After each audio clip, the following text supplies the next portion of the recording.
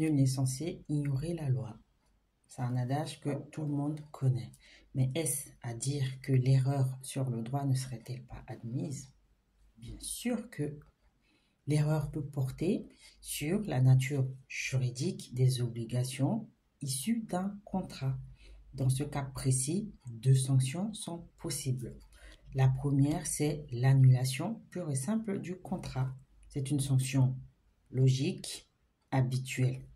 Cette nullité, elle est une nullité relative. Donc, la nullité relative engendre trois séries de conséquences. Premièrement, la nullité relative ne peut être invoquée que par la partie dont le consentement a été vicié. Deuxièmement, une nullité relative peut être confirmée juridiquement.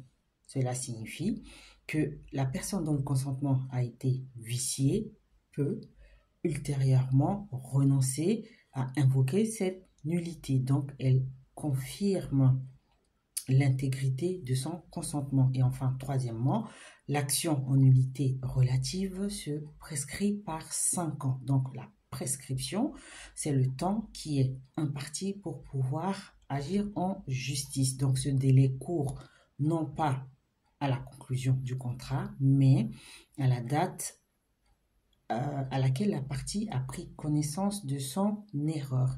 Et la seconde sanction possible, c'est l'octroi de dommages et intérêts à titre exceptionnel. Il faut savoir que toute erreur n'entraîne pas systématiquement l'octroi de dommages et intérêts. Cependant, si une erreur, une faute a été commise, rien n'empêche ou n'interdit à la victime de cette erreur de demander des dommages et intérêts. La nullité absolue reste donc une sanction possible.